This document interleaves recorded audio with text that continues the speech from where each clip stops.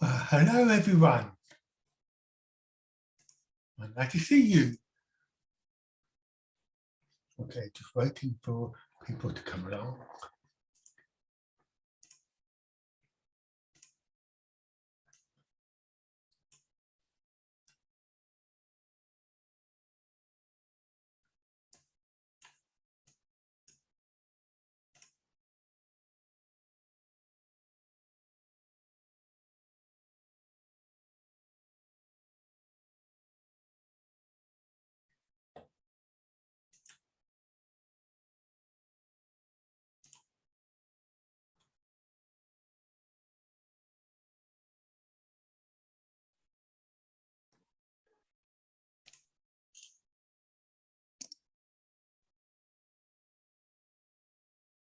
He's busy. Hi, Britt. Hello. Hello there. How you doing? I'm doing good Hey. here. How's you? Good. Okay, so you've got that little background blur on. Oh, that's right. I'm sorry. I forgot about that. Do you have the other thing? Yeah. Yeah, sometimes Katie's staying in focus and Bowser, we don't want her to go out of focus. Right. Yeah, that's better. Great. Thank you. Oh, good. I saw Blur, and I have something to say about it later. How's your weather? You don't know? Oh, okay. Back and forth. A little bit, yeah. It's the changeable spring at the moment. Yeah. Ah, One moment it's quite summer-like, and then the next day, somebody That's true, turned the yeah. temperature up. That's how ours is. Okay, so town hall meeting today. yeah. Hello, everyone.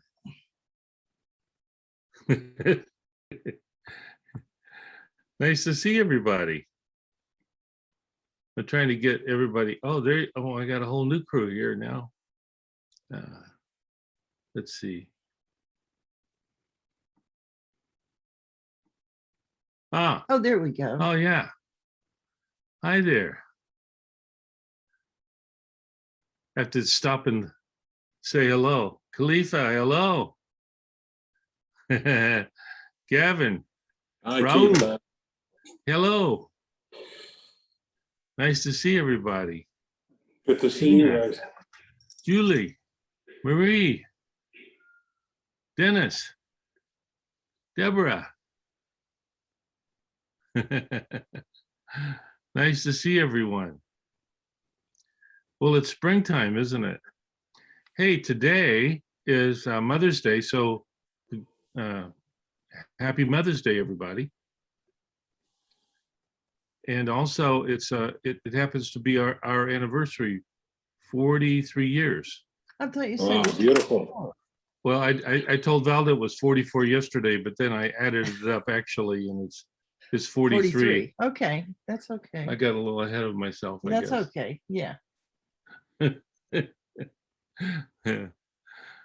Yeah.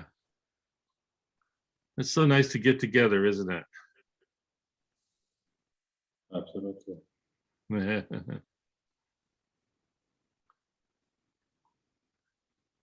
Well, I don't have a place to begin, do you? Oh, heavens no. You must be kidding. I mean, I could think something up. I might have been thinking about something. Not very well formed. Any questions? Anything anybody want to share?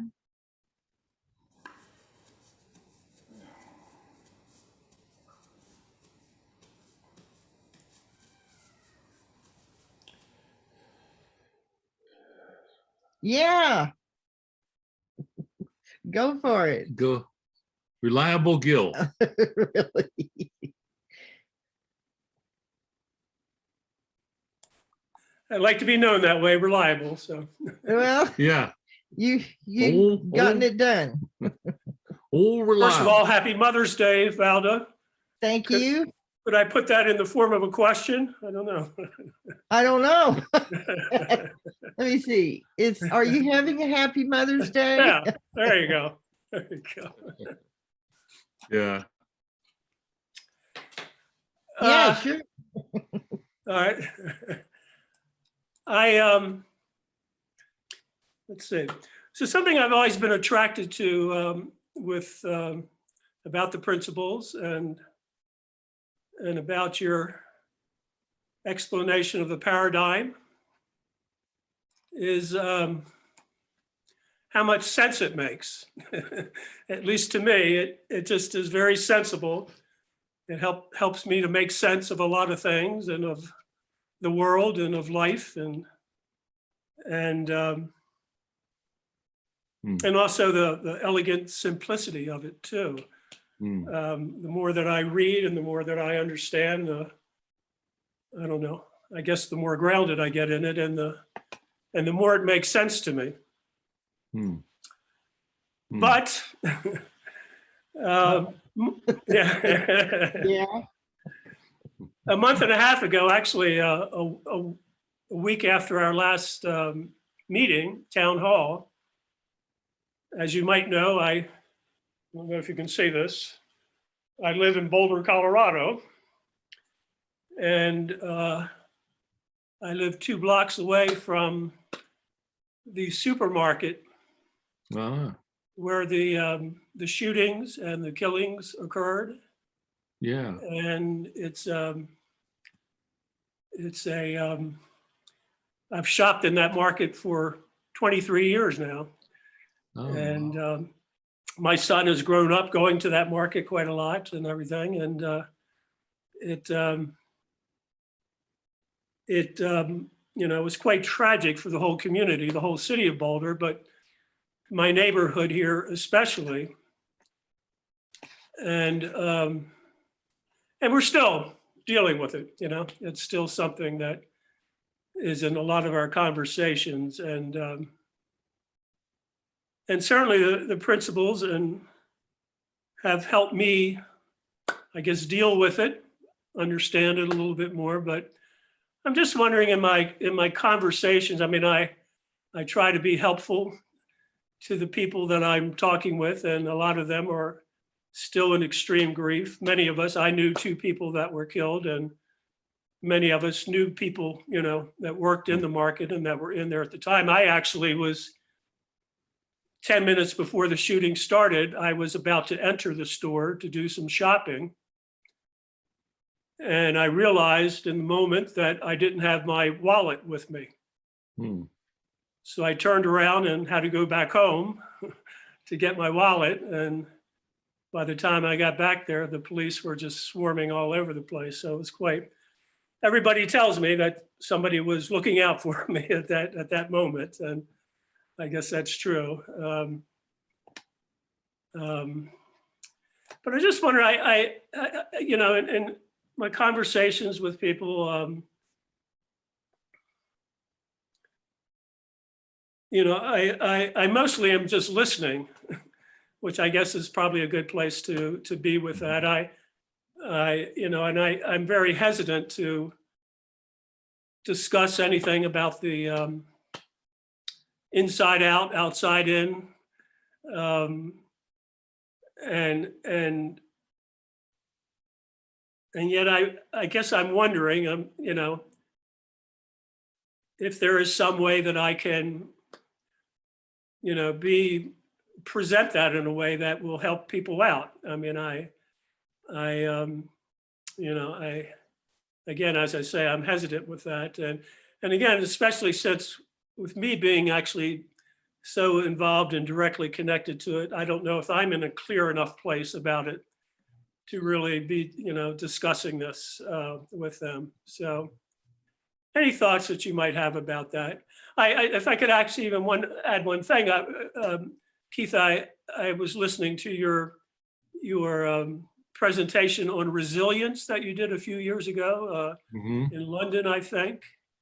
And that, just listening to that has been a very big help to to me, and again, when I'm even talking to others, I kind of keep that in mind about how resilient we all can be, so that if I say anything, it can hopefully be based in that idea of resilience and all. So Yeah, yeah. yeah. Well, I think the thing, the secret about resilience and about the principles and about the way things work is that because we live in a thought universe, when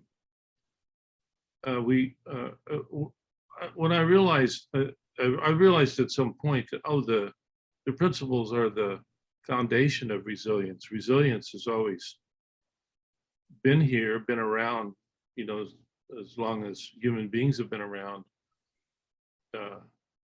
But why would that be true? And I thought because people can get over their thinking, you know, their egotistical thinking or reactive thinking, and they do get over that. Maybe slowly sometimes, maybe not at all sometimes, but that's possible. Resilience is always possible. And why is that? Well, because of the nature of thought, that there's a kind of a divine reset, a divine spot where people forgive or forget or let go or come back to the moment and come back to the truth. And I'm just so happy that that's the way it works. You know, it really helps me every day. I'm sure it helps all of you every day. So we say the principles help us, or dropping it helps us, or being one thought away from resilience helps us. But the truth of that is really quite extraordinary, and I think that really helps helps us, and it helps guide us to know what to say and what not to say to people. You know, because sometimes people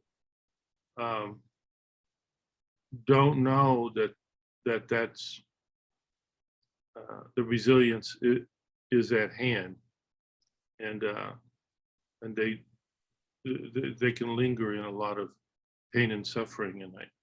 And I'm so glad the principles have helped me to get over my thinking.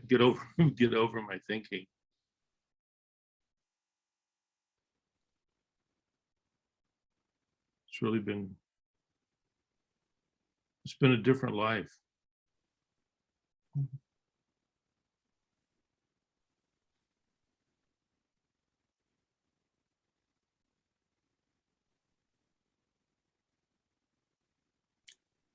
You have any Well, as I thoughts? started to say too, about just the sense, again, how much sense the principles make to me, but then again, we all here are dealing with something that's totally nonsensible, that, you know, and a lot of us are trying to make sense of, you know, how can something like this happen, you know, and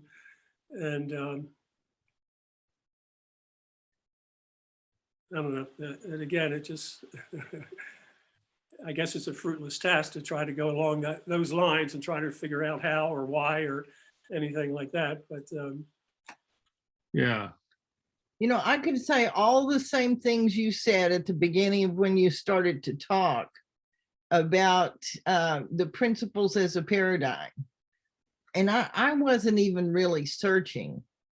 I saw something on television that just blew me away.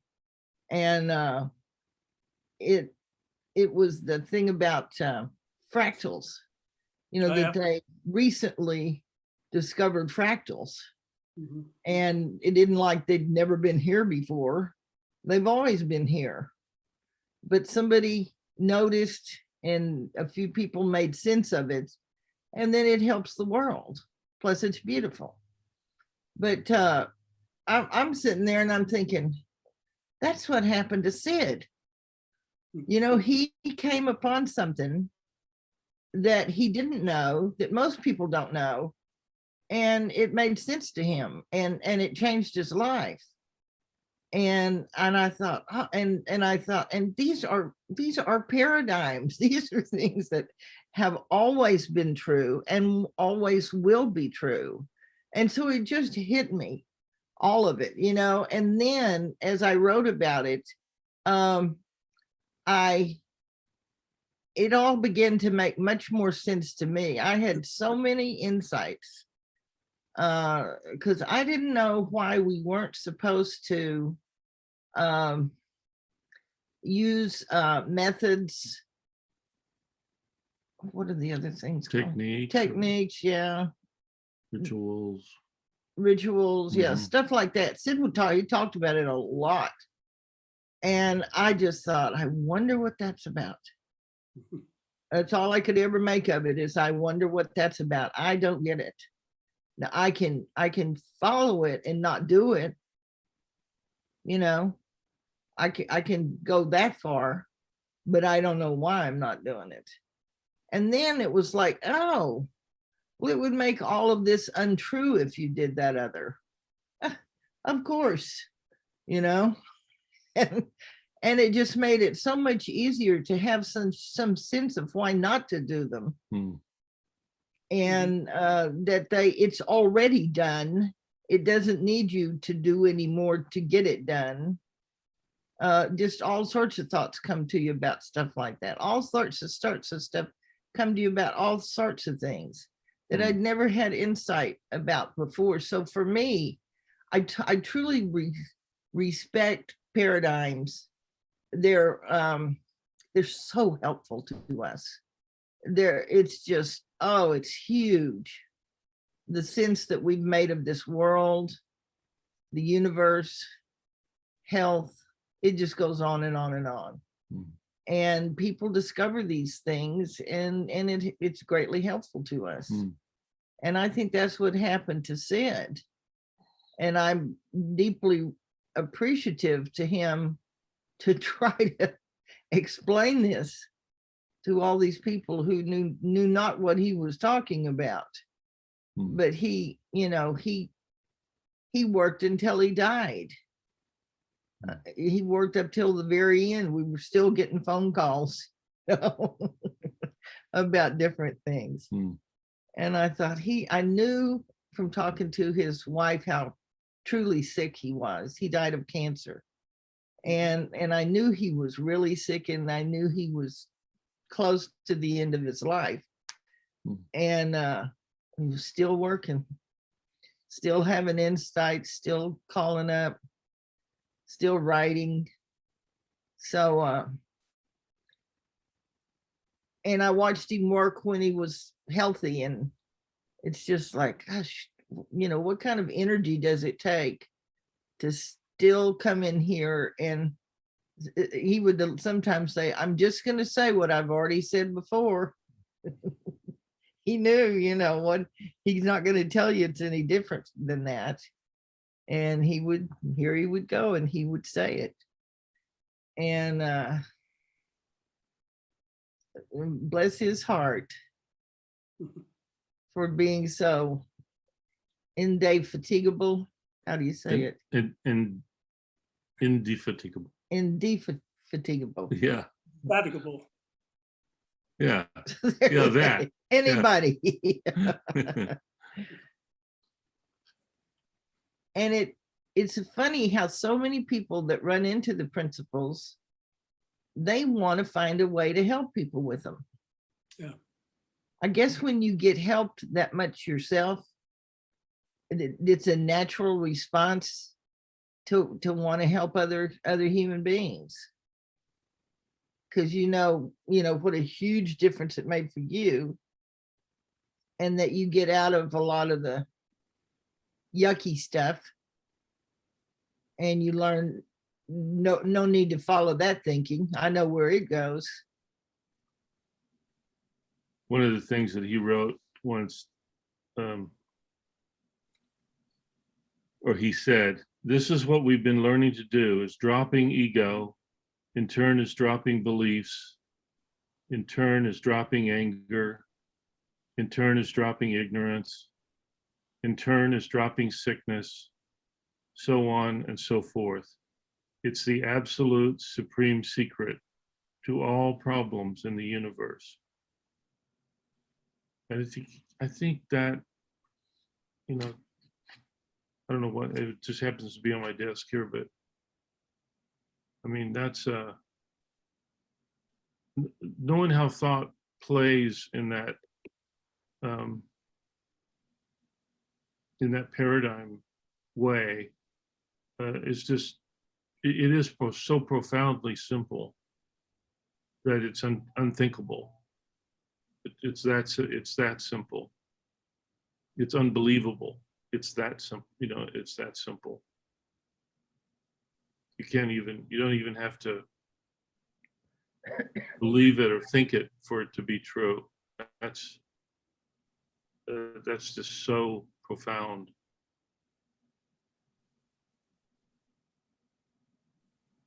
I'd like to say something to Gil, if I may. I'm Dennis over here.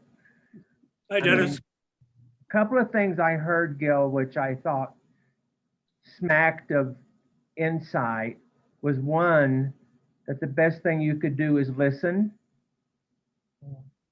And the other thing I heard that I think comes from wisdom is that being in touch with your own vulnerability about this and taking care of that as well. That maybe you should just be taking care of your own vulnerability before you're taking care of someone else's vulnerability. I saw those two things in your communication that I thought smacked of wisdom. Yeah.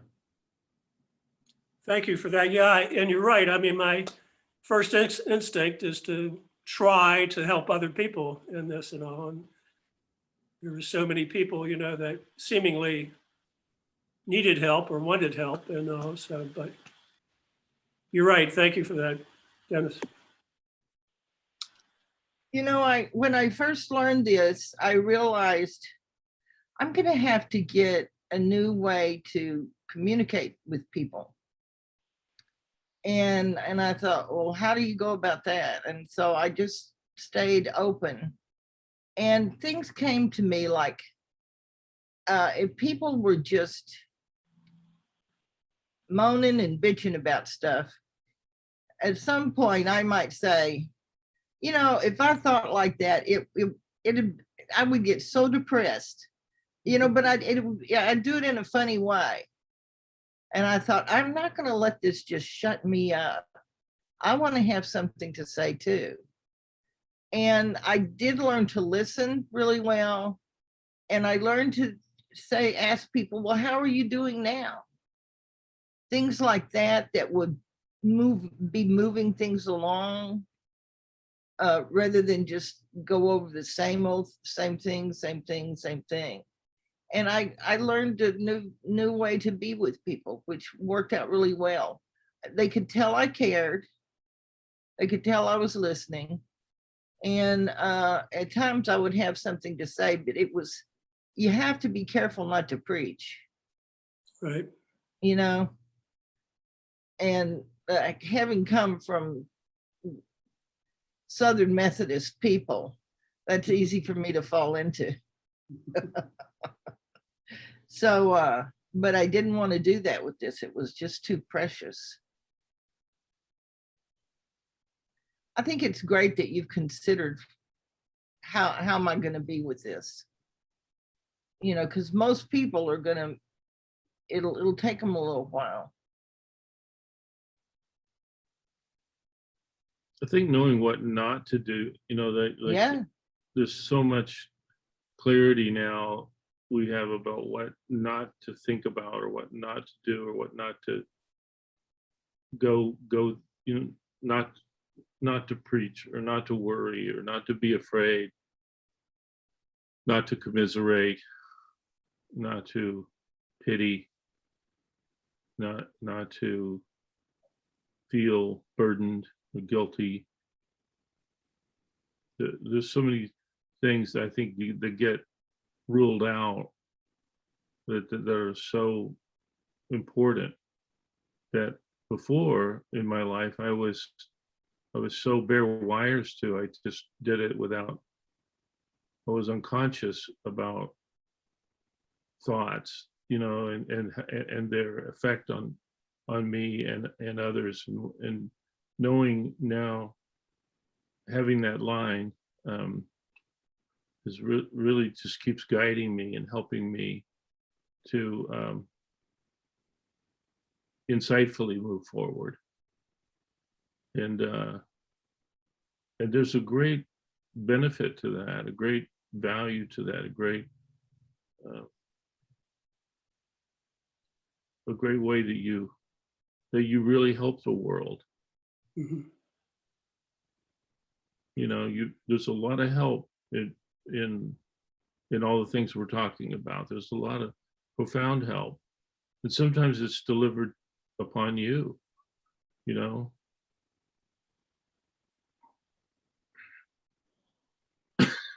Well, many times you're not even trying to help. Hmm.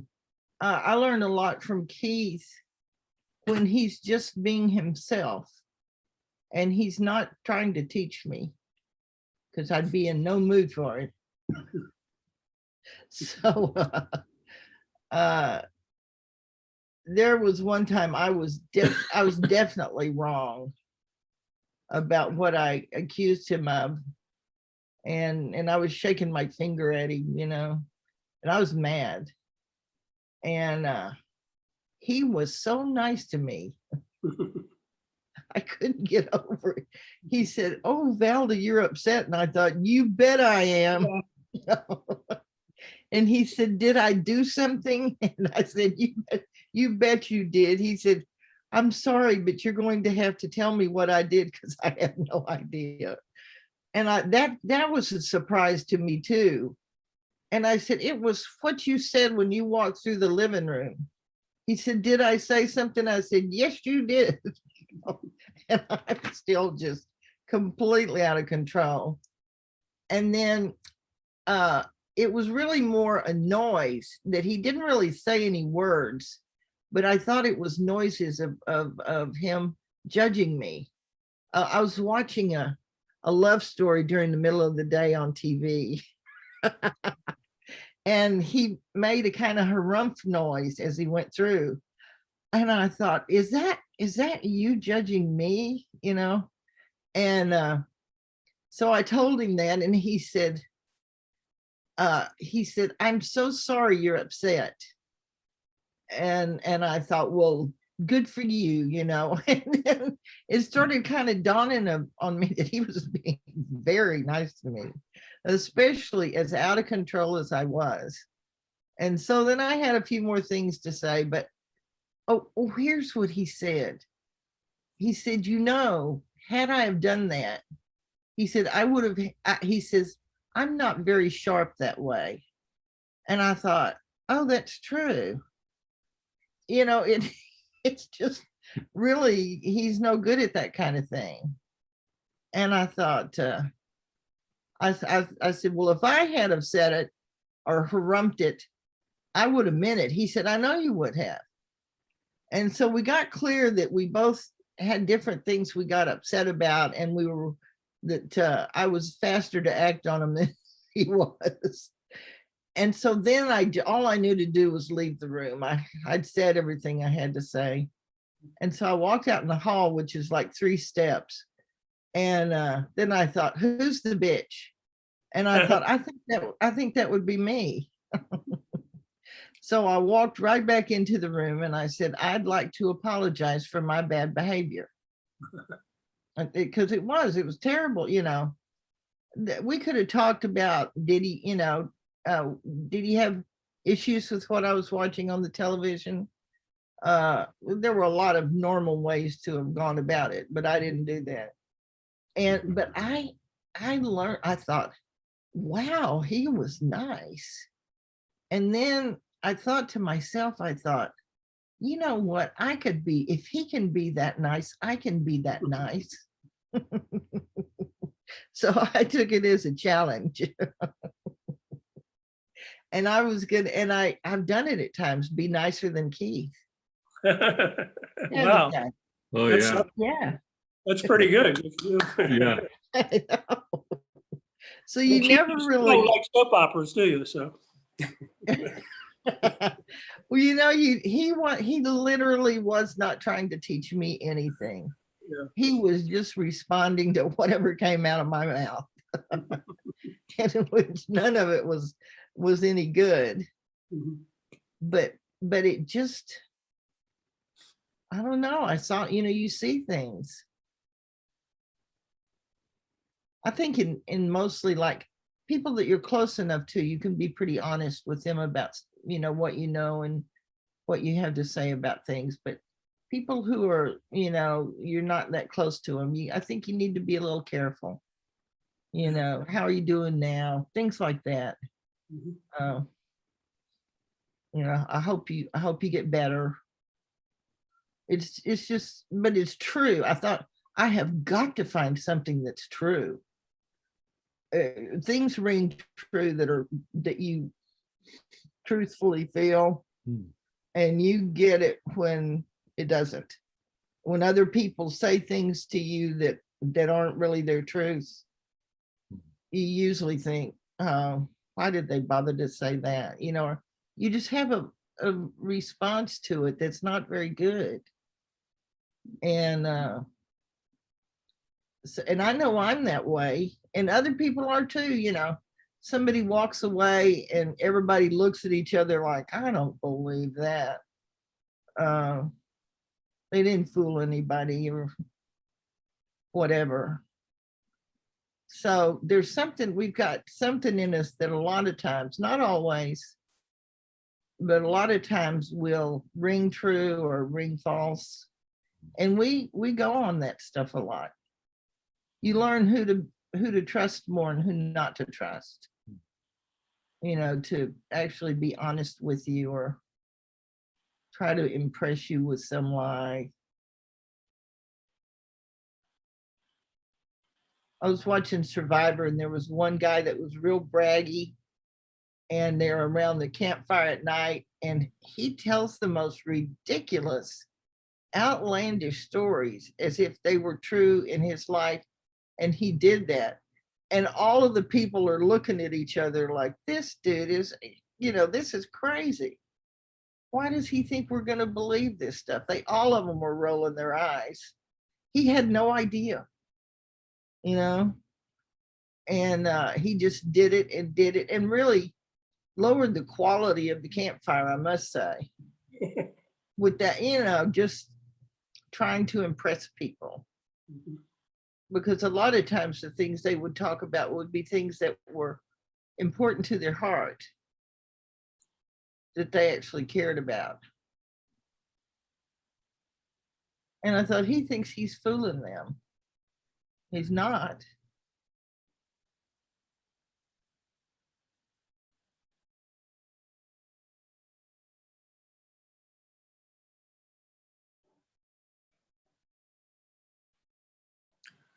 Thank you for that. Yeah, sure.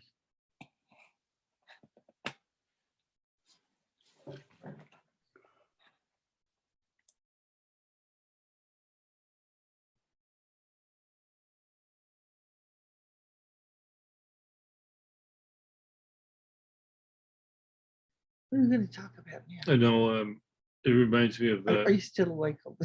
I'm Sorry. I was muted. Sorry about that. It Okay. reminds me that. Sorry.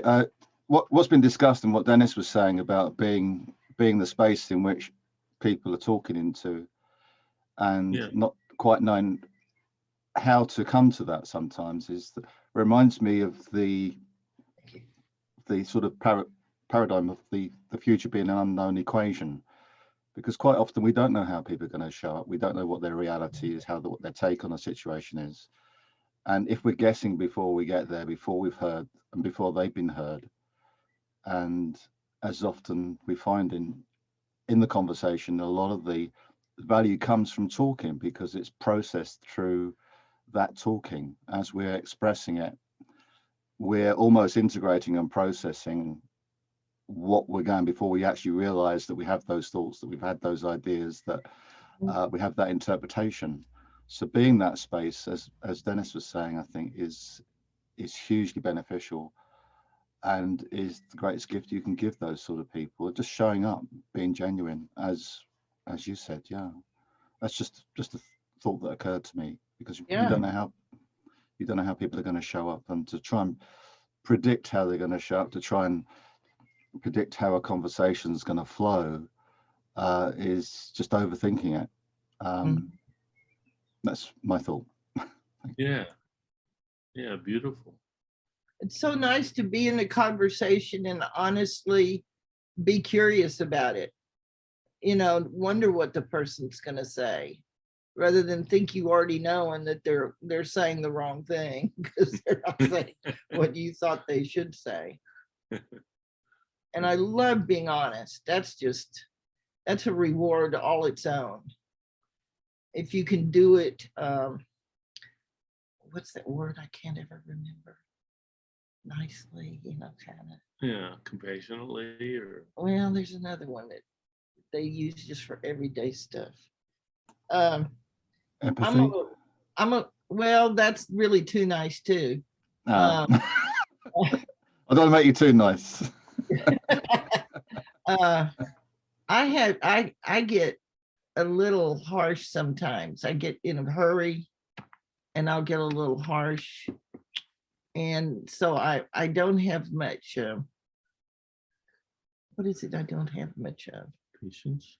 No, these are all such nice words. This is just real normal, just being a normal, decent person. Empathy. Well, no, Respect. it's, yeah, not that nice either. It's more socially used as, oh, well, whatever. This has helped, this has niced me up. The three principles have niced me up so much compared to who I used to be. People were constantly saying, oh, Valda, you know, which didn't really matter much to me.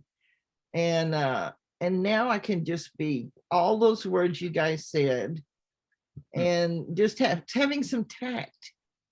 A little, you know, you want to be honest, but you want to do it tactfully, which was something I was sort of missing and have gotten better at. Wouldn't you say? Yeah, I know. I'm not such a, I don't know how you put up with me. Oh my gosh. It's like, oh no, she's not going to say that, you know. I think that a lot of it is conditioning, how we have lived in the past, and we drop into habit. Like I grew up in a very volatile household, and there would be a chain reaction of anger or confusion or fright, and it would set everybody off. And I find that to this day, certain things that put a scare into me, I'll go into that reactive mode. And the three principles have helped me so much with that anxiety, because when you grow up in that, you're always looking to defend yourself or be right, so you don't end up the scapegoat and whatever. So the three principles have made me realize I always have a choice. I can always choose how I react if I stop and bring myself present and curious about really what is really going on. Because if I put that filter of the past on it, I automatically go into an emotional tailspin and the anxiety. So yeah, I know, and we are less compassionate and understanding. And I have some family members that have really split in their way of thinking. I mean, when you grow up, you kind of have so much in common, but you get older and your experience takes you elsewhere, and you have, you know, so much different. And there are some people in my family that don't like it, that Mhm. you've changed, that you have different ideas and opinions than they do. And I've learned that when I'm talking to them, to just kind of go back a little bit into a non-judgmental place, like they're different, there's nothing wrong, that's their experience. And because I don't want to do to them what I perceive they may be doing to me. And then I Mhm. realized if I can listen openly, presently, with love, because I love them so much. Mhm. Once you're listening with love, that reactive, judgmental, that all drops away. Mhm. And you can really hear them without anticipating, well, there she goes again, you know, whatever. It's That's beautiful, nice, thanks. beautiful.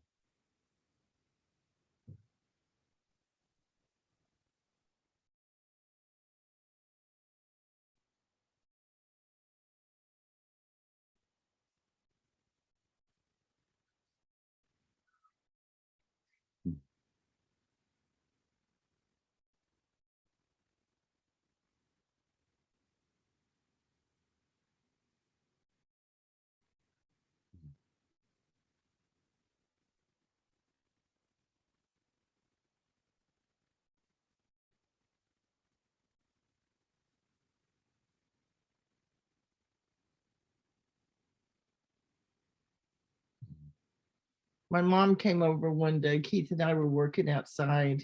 It's a long time ago. And she and I used to work at the same place. And so we both knew the list of characters and the possibilities of what could happen. And it was pretty wild. And so she came over, she'd just been working, she was through, she came over and she just needed to complain about what had happened at work that day. And she knew that I would know what she was talking about. And she knew she was complaining. And so we both just stayed, she was so easy to love. And we both just stayed loving of her and just listened to her. You know, we didn't commiserate with her, but we just listened to her. And neither one of us went into any kind of reaction or anything. And so then at the end, she looked at both of us and she could tell that we just loved her, and no judgment. And she says, okay, well, I've got to go now. She says, don't give up on me. And I said, oh, never. But I mean, you know, she came over, she knew what she was doing. She knew it was not a great idea, but she did it anyway. And we were fortunate we had no reaction. We didn't try to preach or teach. We just were there. And then that was her response. We didn't even have to say that, you know. Hmm. I'll never forget it. Yeah, me neither. And she was so unique and so loving and so kind. And for her to be saying that to us, I just thought, oh, no, you'd never have to say that, you know. And my family, I started off preaching and teaching too much. And then I could tell, and I backed off. And that's when I realized I was going to have to find a new way to communicate with people about the yucky stuff, the just negative stuff, and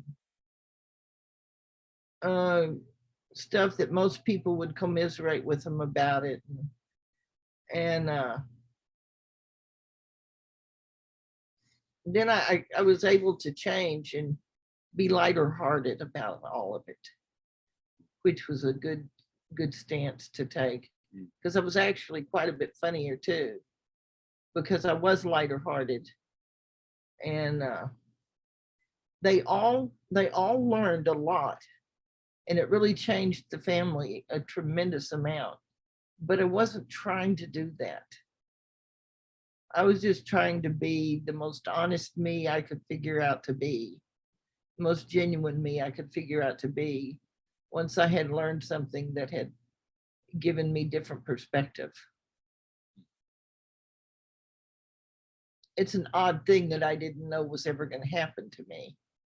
So it took me a while to notice, oh, I need to find some new ways here.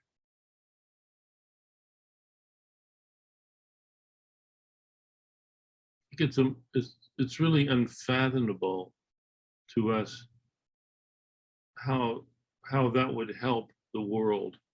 You know, I mean, it just ripples out somehow. I don't, it goes on a different scale or a different wavelength or something, that your own happiness, your own well-being, your own love, your own respect would cause that great a quiet change in the world.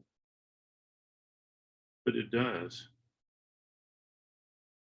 But you can't know when it's happening. Yeah, it's sort of like,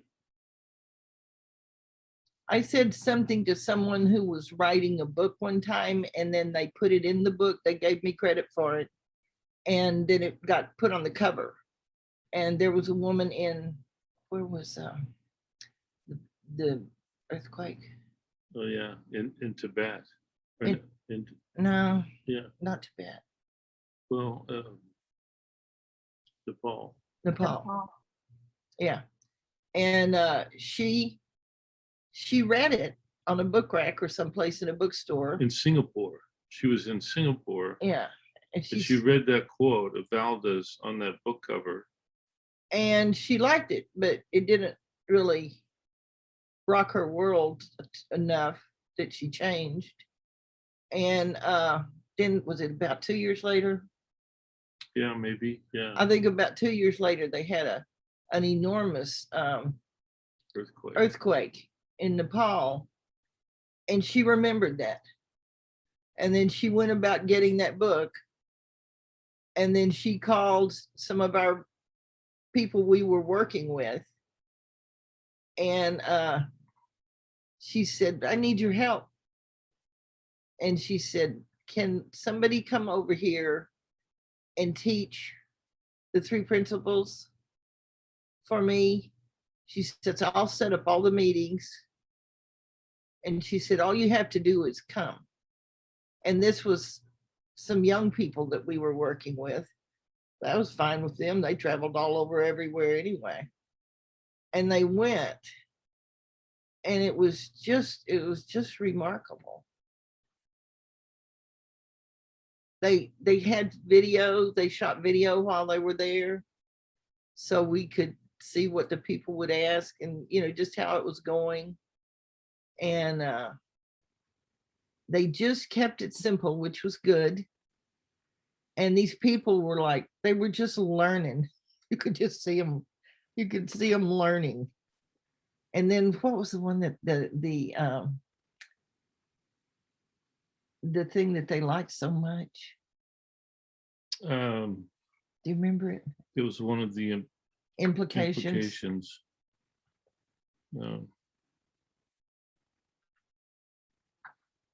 They spoke exquisite English, I must say.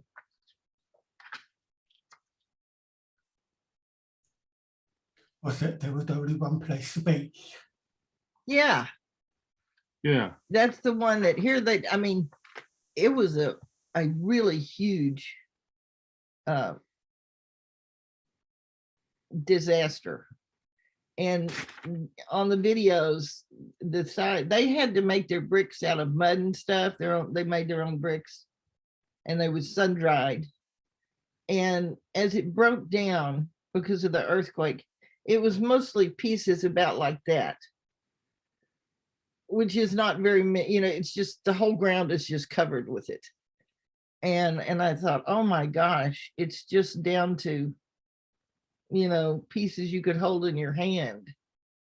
And then you see, there was one where it showed all the rubble. And then it focuses in on these 3 little girls in their school uniforms. all holding each other's hands, skipping off to school. And I thought, wow.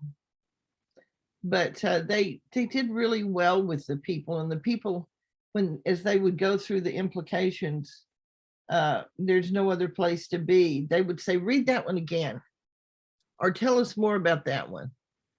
And the woman who had, what was her name?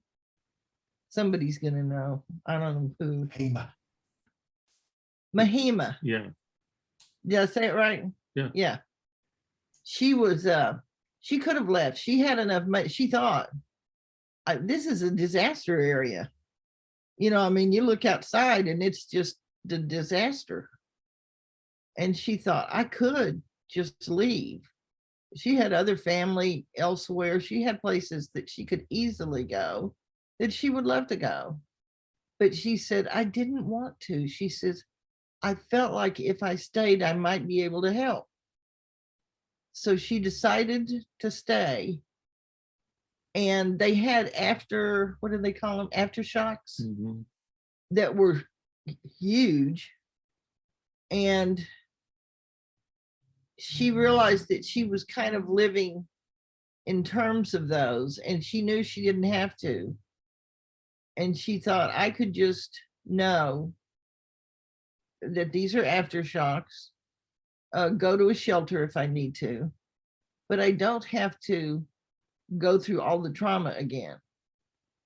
And she literally was able to do that for herself. And she got to stay there and help her whole community. And I just thought, that's great that she could get that from this. And the sentence, I just happened to turn to the page of it, but the first paragraph, this is what Valda wrote. There's one specific place and time we can experience thinking, creating, feeling.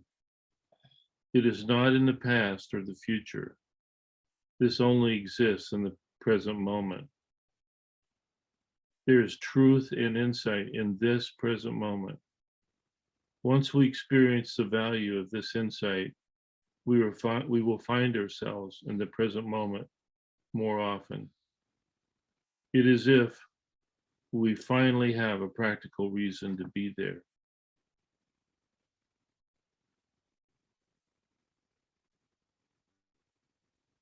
I loved that. I was sitting at this desk and I was having to do some writing about this. And the thought came to me, I don't think about the future as much as I used to. And I thought, yeah, I don't. Interesting. And then I thought, oh, I don't think about the past as much as I used to. And I thought, oh yeah, I don't. And I thought, what's up with that? I don't have anything against either one of them. I'm not trying to do anything here. And then I thought, well, where am I then? And I thought, oh, I think I'm in the present moment. And I thought, oh, it's really cool. And I said, I feel like I'm in rings of truth or something. This is right this minute. This is what's happening right this minute. And this is what I know right this minute. You know, it was just all true. And I thought, and helpful to me.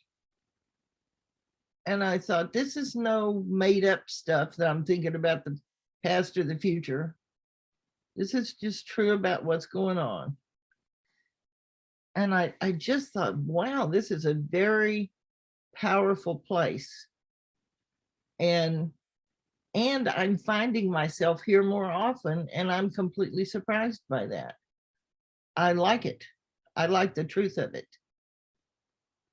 And I think that once, you know, this is just like getting on a train. I don't know why, but I always think about myself on what do they call them? One of the pieces of the train. I don't know what they call them, but the ones without the sides. It's just like a flatbed. And I used to work in the nursery, not babies, but plants business. And I love plants. I particularly love the plants that you put outside your house, and what is it called? Type of plants? Yeah, landscaping. And so it's like I'm on this flatbed train, and it goes past the evergreens, then it goes past the deciduous trees, then it goes past the dracaenas and the marginatas, and then it just keeps going. And I'm just thrilled to get to see all this stuff. But it doesn't really have much to do with me. It's already there. I just happen to be going past it. And it's like, this is all, this whole great design of how we work. I mean, it's so cool to find out how you psychologically, thinkingly work. I never imagined such a thing was going to happen. I never even thought, oh, I'd really like to know how this works. Now he thinks things like that, but I just had not thought anything like that. And then to have this man sit in front of me and tell me how it works. And you could tell it had always been that way. It wasn't like it just started last Tuesday or something. And I thought, what rabbit hole have I fallen down into here? One that I did not imagine that even existed, or that I would ever get to find out about. But he was real. I knew in the moment, I thought, that's true what he said.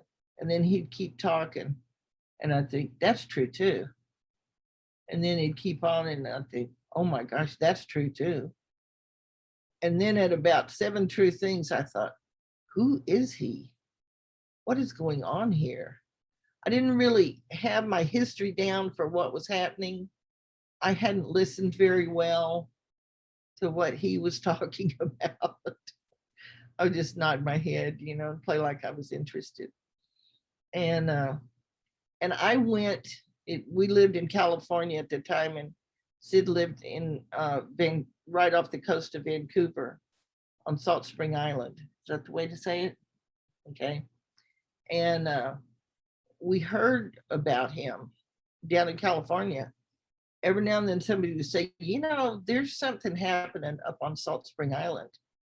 And we'd say, what are you talking about? And they'd say, well, there's a community of people up there that are a cut above, and they psychologically are doing better than most people are doing.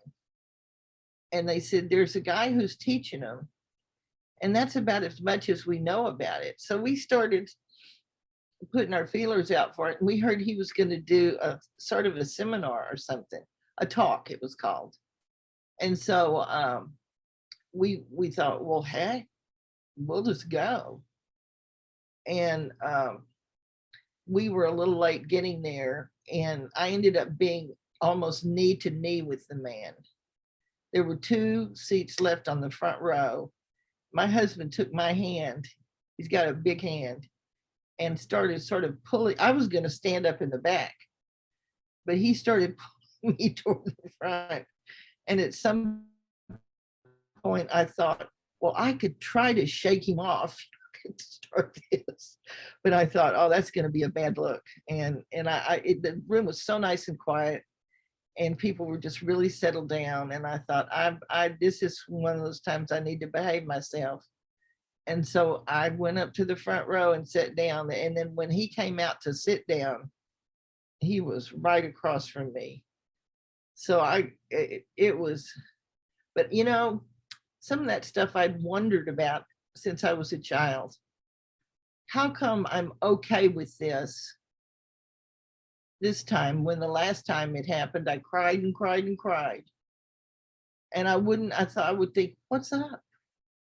Isn't this, I was thinking it was real and that I should behave the same way. And I could see that other people wouldn't either. I thought, in those adults, they don't always do the same thing. And I wondered about some of the stuff they told me. they would tell me it was true and I could tell it was not. I thought, I know that you think if you say that, it'll make me behave better, but I know that's not true. And you couldn't have talked me out of that. And then there's that man telling me true stuff.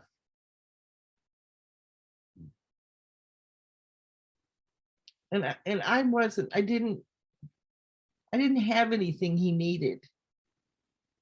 You know, he didn't need to impress me. He didn't need me to listen up particularly.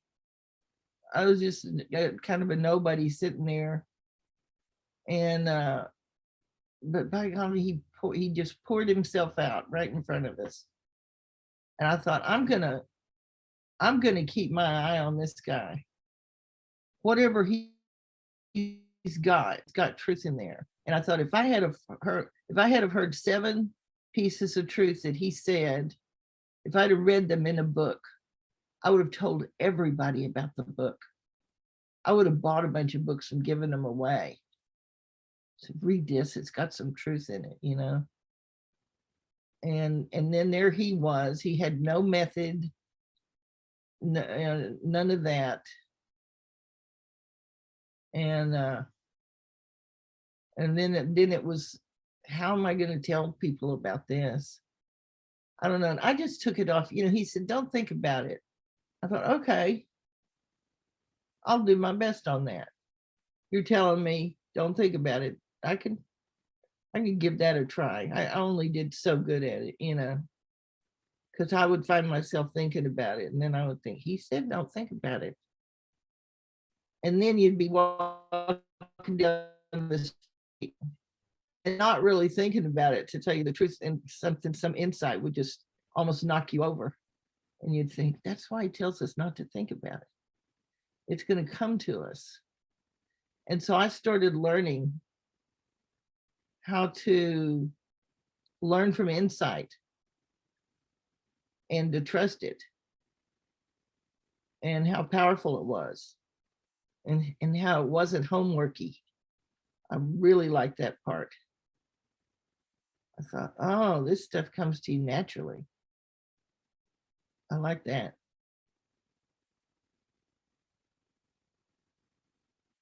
It seemed to fit.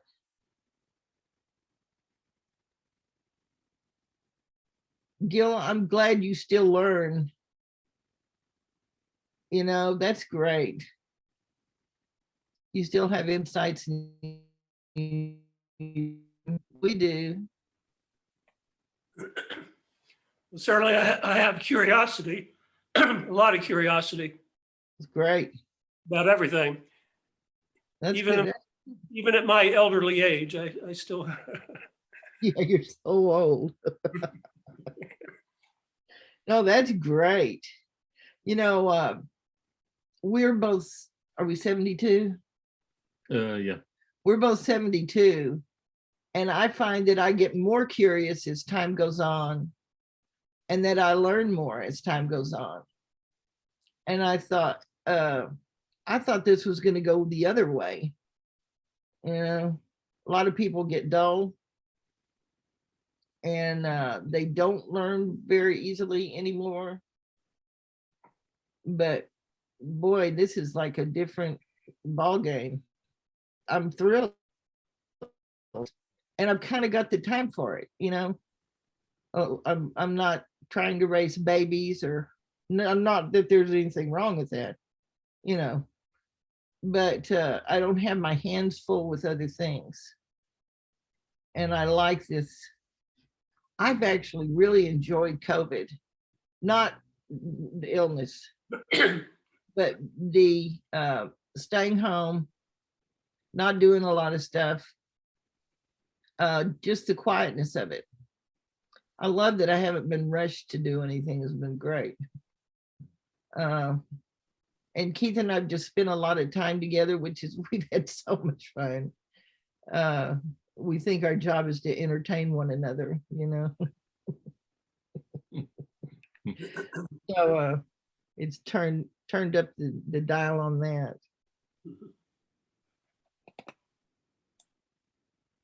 And I can hear that people have really had a hard time. And my heart goes out to them. And I don't make fun of them when they say it. Oh, you, the things I could say, I don't know.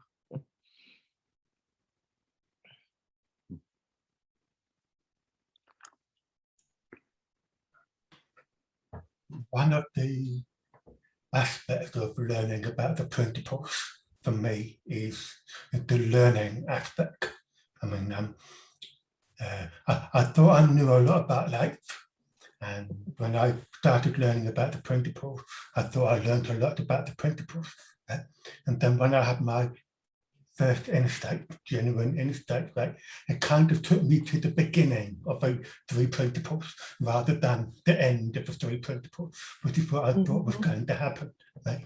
So at that point, I'm like, this is different. I don't know what to make of it. I don't know how to learn about it. I don't know what the best way forward with this. And I knew it's not something I could make happen in an instant.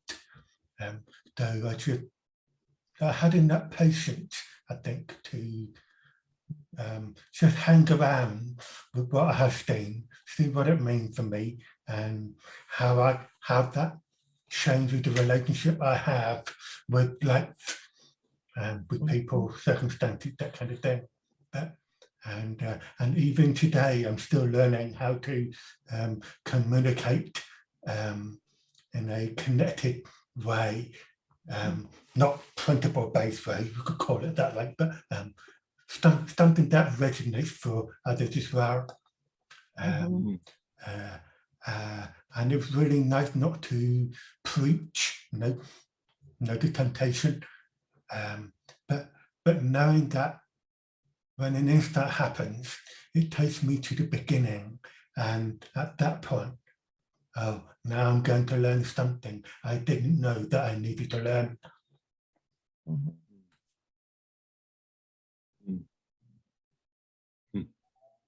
You really become a good student, don't you?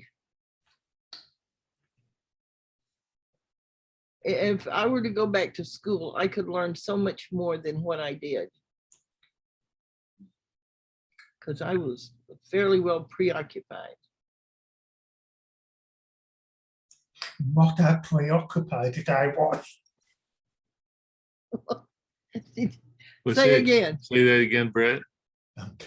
You stayed at school, you were quite preoccupied. There's no way anyone could be more preoccupied than I was at school.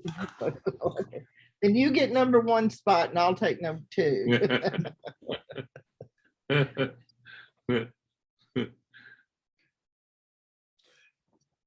There is a question from Evadne. Oh, okay. Evadne. Hey, Dadney. Hi. I'm terrified my connection's going to go any second, but it's so far so good. So Okay. I'm so the mess behind. I would normally move anyway. Gosh, it's really bad.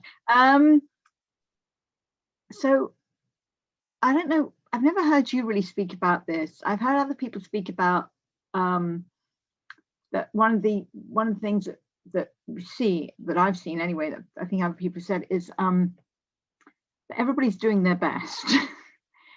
But I wanted to ask you, when you started with the paradigm with the guy with the boundary,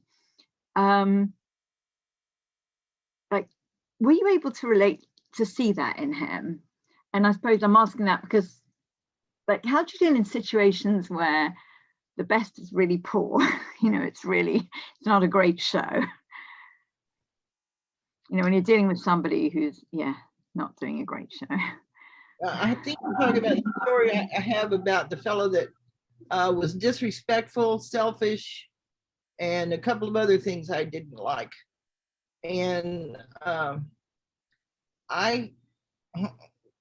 first time we went to Salt Spring, we're driving back. I'm with a man I love. It's been 10 years since I've seen the other guy. I have no idea where he is or what he's doing or anything about him. And we're driving along and Keith says, "Val, how are you doing?" I'd been quiet for a while. So he was thinking something's wrong, you know? And I said, well, not very good. He said, well, what do you got going on over there? I said, well, I'm thinking about something that happened to me 10 years ago. It's clearly not happening anymore. So I can see that it's not, that this has to be thinking about my past, which I didn't know before. I said, I've told this story. Every time people tell their sad stories, this is the one I tell. And I said, and all I've ever had was judgment about it. And now I see it in a different way.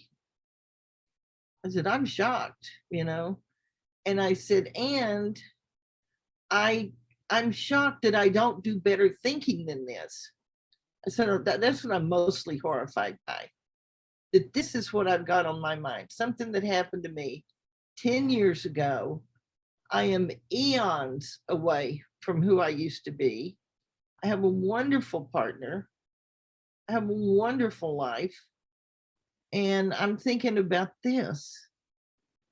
And I said, I'm mostly just hugely disappointed in myself. And I thought, do I know another way to think about this? And at that moment, I didn't. I thought, well, absolutely nothing comes to mind. And then it's like, well, if I try to find another way to think about this, does anything come to mind? Nothing came to mind. And so then there just wasn't anything else for me to think about it that I could figure out. So I said, well, I don't know what to make of any of this. And then I thought, but look at Sydney Banks. I said, he learned something he didn't know about. And I said, I don't think what happened to him is going to happen to me, but I know something could happen for me more than what has right here. And so I had that in my understanding of what could happen for people. And I just had to, we started talking about something else and I got over it. 3 days later, I'm working and the word compassion comes to me. I was probably 25 years old, had been raised in a very functional surrounding and family, and had not needed much compassion, given the people that I knew in the family and all. Everybody was doing great, and including myself. So I just thought, well, compassion, I don't get it. So I just, shoot it away and went back to work. And then a couple of more minutes, it's back again. I thought, oh, you got to be kidding me. And so then I shoot it away again, and then it was back again. And I thought, don't tell me this has anything to do with that thing I was thinking about in the car the other day. I thought, I don't get it. How could I have compassion for that guy? He was wrong. And then I thought, oh, I'm wrong some of the time. And I thought, well, why do I have so much judgment about him being wrong, given that I'm wrong some of the time? And I thought, oh, wait, everybody's wrong some of the time. We're born making mistakes. We die making mistakes. I thought, well, what is with the judgment? And I thought, I just realized the guy made a mistake. And right then and there, I realized that every human being in the world makes mistakes. And I completely got over it. I have never once thought about him that I had any judgment at all. He was doing the best he could. It wasn't very good, but he was still doing the best he could, given what he thought was true and given what he knew. So I really appreciate having that insight that we all make mistakes. And it also dawned on me we're all in the same boat that way. We shouldn't have ourselves in separate boats or a different boat from those people who make mistakes. We make mistakes too. And it really hit me that I make mistakes. It was really good for me. I didn't think of myself as a person who made mistakes. Obviously I am. And I was 25 then, I'm 72 now. That's a long time ago. That's still with me today. I don't judge people for making mistakes. It just isn't my inclination anymore. I feel compassion for them. I'm capable of feeling compassion for myself when I make a mistake. Doesn't mean I make more of them or anything like that. So I think you can have insights that not all insights take you all the way through something, but some do. When you're in a situation where you're forced to deal with someone whose best is uncomfortable to deal with, I don't know, I suppose I still can see that that's the best you can get from them. It's just uncomfortable. Yeah. You know, and yeah, I suppose I'm glad I asked this, because I suppose I was kind of thinking, well, there ought to be something I can do to kind of, you know, improve their best. And I've just seen actually that, yeah, that isn't it. Like, this is their best as it is right now. Yeah, and if you can find a way not to judge, yeah, that'll be huge. If you can Yeah. put you in the same boat with them and think, hey, look, I That's make hard. mistakes too. yeah, You I don't, there's no room for me to have myself over here separated away from those people. Everybody makes mistakes. It's part of the deal. yeah. This is part of the human predicament. We're going to make mistakes. I don't know. I mean, there's something so powerful about that to me, to think of myself that way. It's not a negative thought for me. It's a very powerful thought for me, so that I can put myself with other people and not have to get over being judgy, just not get judgy in the first place. And do my best to be loving and kind and honest with them. And to say no about what you need to say no about. Mhm.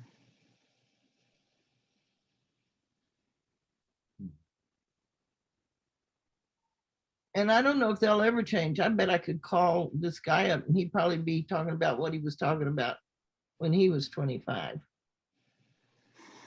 Would be my guess. I've thought about doing it from time to time.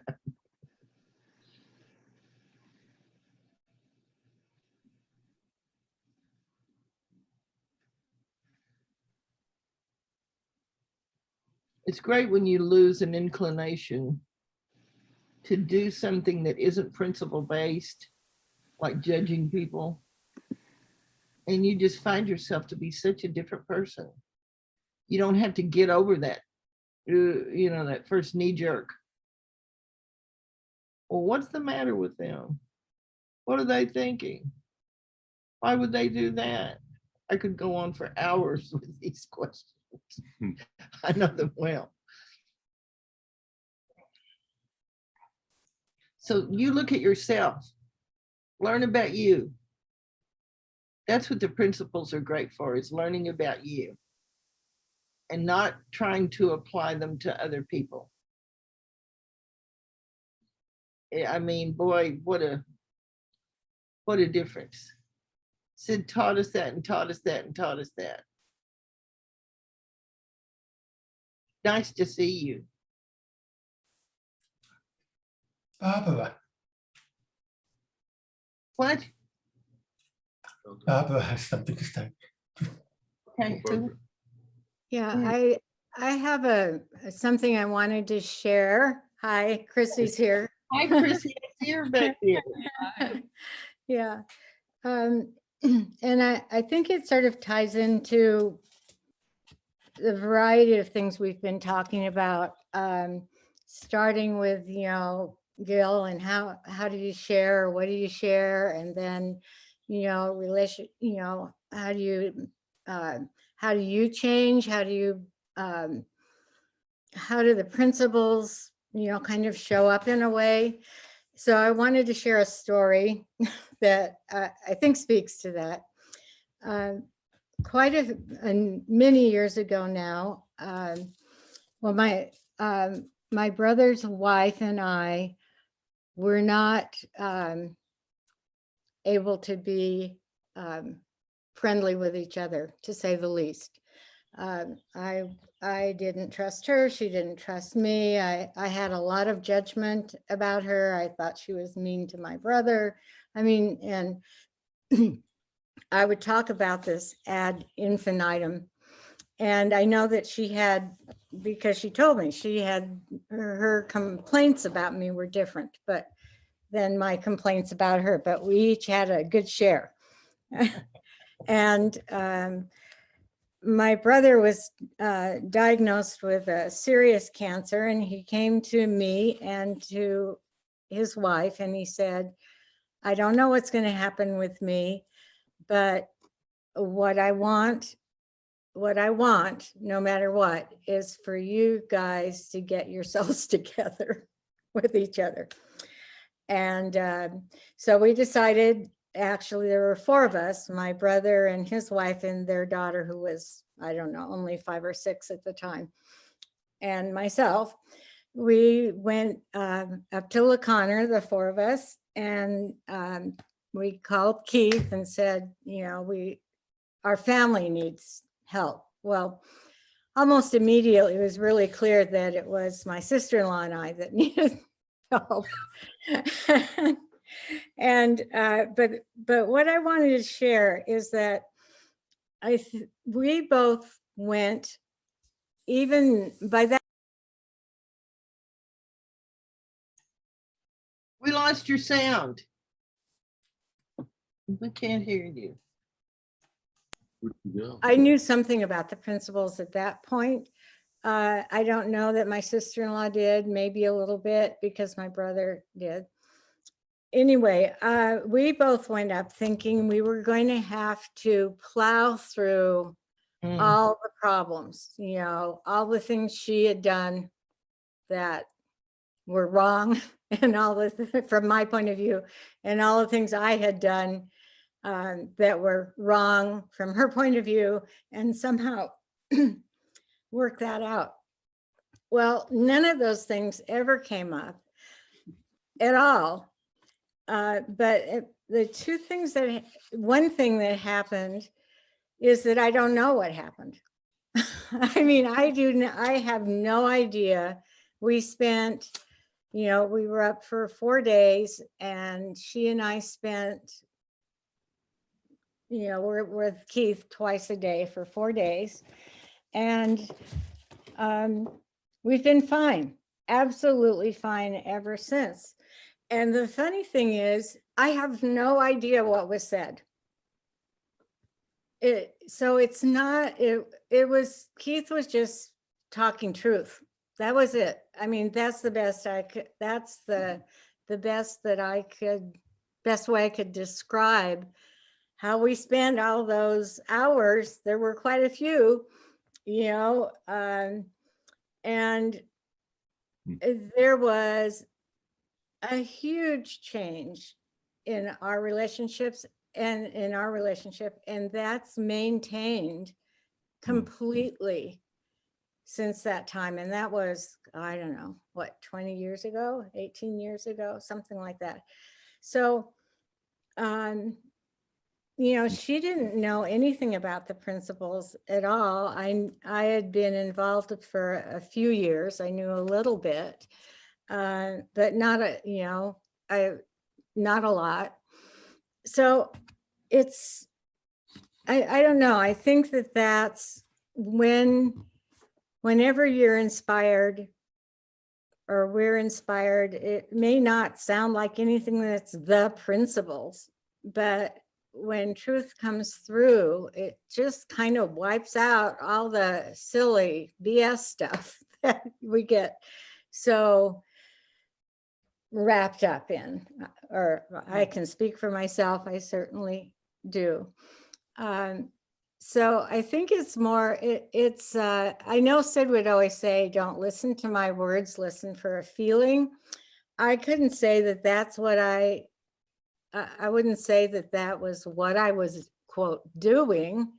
But I think that's what happened. Some, a feeling of forgiveness, of humility, of love and respect, and, the ability to forgive mistakes for both of us. And, my experience of her has continued to, I appreciate her more and more and more. And we have a very, very nice relationship. And, it's one of those things that that happens in families so often, where there's this huge divide. My brother was obviously torn between the two of us, and he was concerned about, and rightfully so, about what would happen for their daughter, for instance, and for us, if he were not with us anymore. Anyway, I wanted to speak to that because it's so easy to start to not exactly fret, but I guess wonder, okay, well, how can I share this with somebody? Or, I think it doesn't matter. I think it matters where you're coming from. And, and then we were lucky because well, probably it's because Keith did such a great job, but we were also really lucky because we have reaped the benefits of that experience now for years and years. And I think for years to come, I hope. So I wanted to share that because it seemed to have elements of everything. And we were both judging each other up and down the kazoo, and which left us feeling distrustful. And anyway, Yeah. it's what does it say? Something like it's gone in the mist in the morning sun or something. Yeah. That's the, so what do you say? Well, this is magic. I mean, it is in a way. Yeah. Anyway, all that ill will and, bad feelings just disappeared in the mist of the morning sun. And I'm sure that neither of us are always that easy to get along with. So that's not the point. I know all of you guys, and I never knew that story. I'm really surprised. Yeah, 'Cause you wouldn't know. Yeah. You ended up partially raising her daughter. Yeah. That's Yes. a lot of trust. Yeah. A lot of trust. Yeah. And doing a good job too. Yeah. In fact, she just called for Mother's Day and she's doing great. Yeah. Yeah. Yeah. That's great. Yeah. It is like magic. I mean, who would think that bad of a relationship could turn out wonderful? Yeah. Not many people. They would think it would be really, really hard. And you don't even know how it happened. No, So I have no idea. Wasn't really, really hard. It wasn't hard, and it's not, what's memorable are the results. What was said, what happened, what we thought, the insights we got. That's all. Who knows? That's all in the past too. I had a great relationship with my mom and my sister, but I realized I'd changed enough that I needed to explain to them because I didn't want them to think I was mad at them or that I didn't like them or something like that. And so the three of us were sitting on my mom's bed, and I said, I have to tell you guys something. I said, it's going to be very awkward, but I said, I'll do the best I can. And so I said, I met this guy and he's been teaching us. And I said, it's changing me. And I can tell it's changing me. And so I won't have the same response that I used to have. And I don't want you to think I'm mad at you or that I don't love you or something like that. That's not the point. I said, I've just changed. And so I said, if we're talking about the neighbors and it's my turn to complain about them, I might not do it. But it doesn't mean anything bad about either one of you. It's just that I've changed. And so they both said, okay. And I said, I don't know what we'll do. I said, maybe we'll laugh or something, you know? And so the next time that it happened, my mom said something, my sister said something, and it was my turn. I didn't have anything bad to say. And so I looked at both of them completely in the eyes, you know, and we all three just started laughing. And that became they got it. Valda's different. No judgment, you know, none of that. She's just different. We're gonna have to accept it. It's actually looks to be for the better. And it elevated what we talked about, which was really nice. And I wouldn't even have said that there was anything wrong with any of this, you know. They're very nice people.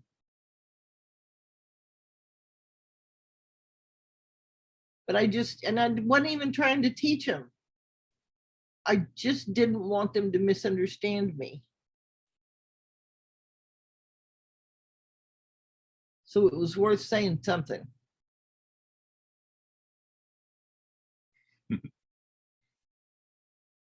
That was really sweet of David to ask y'all to get along.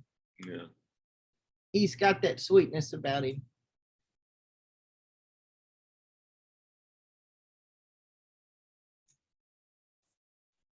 I don't know why, but it reminds me of, I think it was Elsie Spittle, who was a longtime friend of Sid's, even before he had his enlightenment experience. And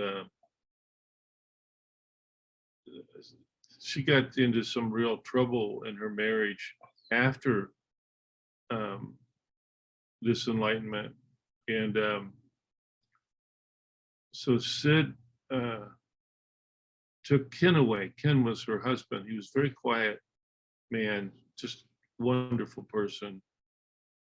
But they went away for a couple of days or 3 days or so. And so Elsie, and I think I'm saying this story right. Elsie asked Ken, what did they talk about as regards to his marriage and relationship? And Ken said, oh, we didn't talk about any we didn't talk about anything about you or me or communication or anything. And everything changed about their marriage. Everything. It just disappeared. It was like some sort of squall or some sort of storm had come up, and then it just went away. And they've been Married ever since. happily married ever since. So yeah, how do you figure that? How do you figure that could just, that those thoughts could just disappear? Sid said once, you can't really kill your ego, or you can't really you can't really make it not be a potential, because it is a potential. But that it goes into a suspended animation.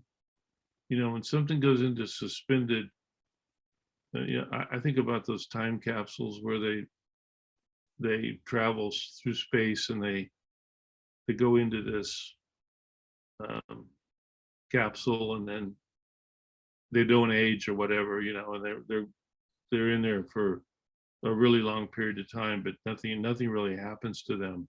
So there's just this suspended animation potential for our egotisms to go into limbo. And what a remarkable healing and truth that is.